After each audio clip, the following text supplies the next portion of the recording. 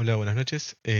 Bueno, la idea de este video sí es poder mostrarles un ejemplo de cómo trabajar en .NET con Entity Framework. Para ello vamos a crear un proyecto de tipo consola. Vamos a ir a crear proyecto, aplicación de consola. Siguiente. Vamos a poner console EFF. Se va a llamar particularmente nuestro proyecto. Creamos nuestro proyecto. En esta particularidad sí yo voy a estar trabajando con la base de datos Mi Database. ¿Sí? Fíjense que en este caso no tenemos ninguna tabla en nuestra base de datos. Bien. En este video lo que vamos a estar viendo, sí, es el enfoque de Code First. Bien. Particularmente el enfoque de Code First es que una vez creado nuestro modelo, nosotros podemos usar migraciones desde Entity Framework para crear una base de datos a partir de este modelo previamente creado, ¿sí? Lo que nos va a permitir migraciones es que la base de datos vaya evolucionando a medida que el modelo va cambiando. Bien. Entendiendo así esta premisa, lo que tenemos que realizar para este caso es empezar a generar nuestros modelos. Bueno, uno de los modelos más comunes y sencillos que podemos llegar a tener es el modelo de la persona. Vamos a generar una clase de persona. Vamos a generar que esta clase sea pública. Vamos a generarle atributos, ¿sí? Que van a ser las columnas de nuestra base de datos. Vamos a generar un ID.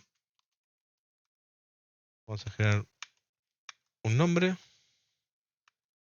Vamos a generar un apellido. Y para que tenga concordancia, vamos a poner acá nombre, todo en el mismo idioma. Vamos a generar una edad. Vamos a ponerla de tipo entero. Y vamos a generar acá un DNI. Supongamos hasta ahí. Este podría llegar a ser nuestro modelo en principio. ¿Ven? Una vez que tenemos nuestro modelo, tenemos que generar nuestro contexto de base de datos, es decir, quién va a estar realizando la conexión a nuestra base de datos y quién va a estar trabajando con nuestros modelos. Para ello creamos una nueva clase. Esta nueva clase la vamos a poder denominar en principio gestor database. Bien. Vamos a generar que esta clase sea pública. Y hasta aquí tenemos nuestro gestor de base de datos y nuestro modelo. Importante para poder trabajar con Entity Framework, vamos a tener que instalar dos dependencias. Para ello nos vamos a dirigir a dependencias, clic derecho, administrar paquetes nuggets. Bien, y dentro de instalado, fíjense que no tenemos nada. Entonces nos vamos a examinar, vamos a escribir Entity y vamos a instalar la dependencia de Microsoft Entity Framework Core SQL Server. Presionamos en instalar, aplicamos, aceptamos. Una vez terminado, fíjense que se tilda en verde. Y vamos a instalar el Microsoft Entity Framework Core Tools. Instalamos, aplicamos, aceptamos. La misma se va a tildar en verde, así que si ahora nos dijimos a instalado, vamos a ver simplemente que tenemos dos dependencias instaladas, que son las de Microsoft Entity Framework. Bien. Una vez que instalamos estas dos dependencias, nos vamos a volver a la clase gestor de database y vamos a hacer que herede de DB context. DB context.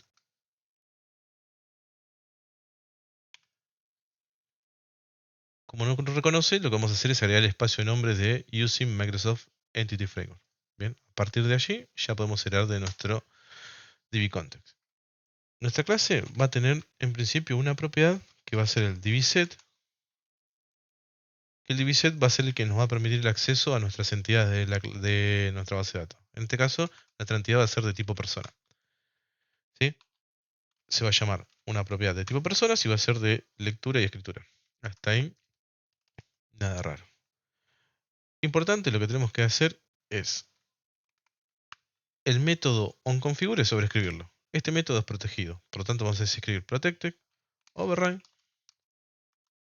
y acá nos va a dar la opción, fíjense. Entonces hacemos doble clic sobre el del segundo, borramos esto que está acá, y lo que vamos a utilizar es el parámetro que recibe. Entonces vamos a decir optionbuilder.use SQL Server, y aquí le vamos a pasar una cadena de conexión.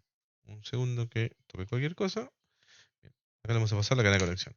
La cadena de conexión la vamos a poder tomar de conexión string. Nos copiamos esta, por ejemplo. Venimos, pegamos acá. Vamos a reemplazar el servidor por un punto, o localhost, o 127.0.0.1, como quieran. Su nombre de la base de datos, en mi caso tiene el mismo nombre, simplemente que está todo en minúscula. Bien, y además de Trusted Connection, que es la autorización por Windows, hay que agregarle un parámetro que nos va a permitir obviar estas cuestiones de seguridad, bien, que es Trusted Server Certificate en Yes. Ponemos esta configuración aquí y a partir de aquí ya tendríamos todo nuestro código generado. Lo que nos queda ahora es escribir algunos comandos para que Entity Framework nos genere nuestra base de datos. Fíjense, nuestras tablas en nuestra base de datos. Fíjense que acá no tenemos ninguna tabla en principio. Bien. Una vez que tenemos esto y tenemos las dependencias instaladas, nos vamos a dirigir a herramientas, administrador de paquetes NAGET, consola. Bien. Dentro de la consola, lo que vamos a hacer es escribir el comando add migration. Seguido le vamos a indicar el nombre de la migración. Ejemplo, migración 1. 1 y cerramos la comilla. Presionamos Enter. Va a comenzar a realizar la migración. Una vez que tenga preparada la migración, bueno, acá nos genera una serie de código, que este es el código necesario para crear la tabla, agregar los campos necesarios, etc. Bien. Una vez que se genera la migración, el otro comando que tenemos de escribir es tan sencillo como update database. Una vez realizado esto, ya hemos implementado, ¿sí?, nuestra migración en la base de datos. Ahora si nos dirigimos a la base de datos, autorizamos las tablas, fíjense que tenemos la tabla persona. Bien. Si hacemos clic acá y vemos seleccionar las primeras 1000 filas, vamos a ver que vamos a tener las columnas ID, nombre, apellido, edad y DNI, que son las columnas que nosotros configuramos en nuestro modelo de persona. Ahora bien, ¿cómo empezamos a trabajar con esto llegado el caso? Bueno, acá podríamos hacer una instancia del dbcontext, entonces vamos a hacer using gestor de base de datos, vamos a poner gdb, es igual a new gestor de base de datos. Esto lo colocamos dentro de un bloque using para que una vez que termine de ejecutar se destruya nuestro objeto. Bien. Hecho esto, lo que vamos a poder hacer a partir de ahora, bien, vamos a generar una nueva persona. Persona es igual a p igual a new persona. Y acá vamos a pasarle las propiedades. Vamos a poner apellido es igual a Giovanni. Nombre es igual a Alejandro. Coma.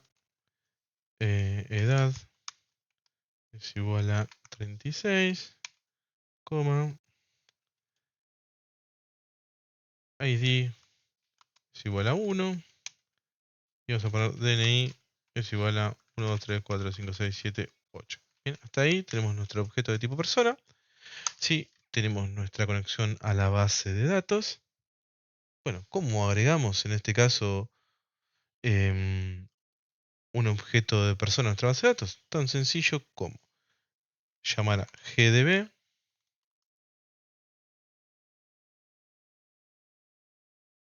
lo llamé gbd, perdón, gbd.add y agregamos la persona.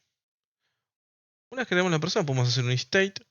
Sí, a ese state asignarle un estado de entidad diciéndole, bueno, entity state, entity punto agregado, indicándole que, bueno, que ha cambiado el estado de nuestra base de datos, que hemos agregado un, un nuevo registro. Y por último, sí, es muy importante hacer antes de finalizar, es hacer un gbd.savechange.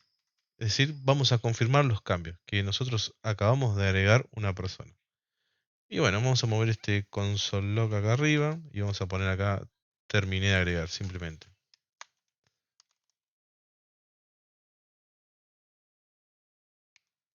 Guardamos. Vamos a compilar para ver si todo funciona. Pareciera que sí, que no me equivoqué en nada. Seguimos para acá. Ejecutamos. Bien. Tenemos un error. Nos dice que un error ocurrido mientras intentaba guardar los cambios. Para más detalles, no puede insertar lista de personas. A ver, vamos a ver los detalles. Pum, pum, pum. Detalles.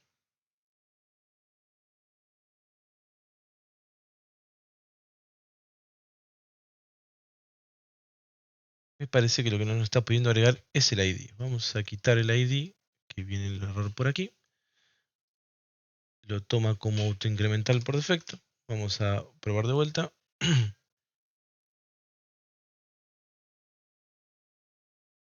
Bien, efectivamente era el problema del ID. Terminé de agregar. Venimos para nuestra base de datos. Ejecutamos, actualizamos y nos agregó la persona con el nombre, el apellido, la edad y el DNI directamente. Si queremos recuperar una persona, bueno, podemos luego obviamente generar un nuevo bloque acá, bien, de nuestra conexión. Simplemente lo que tenemos que hacer es hacer un gdb.personas.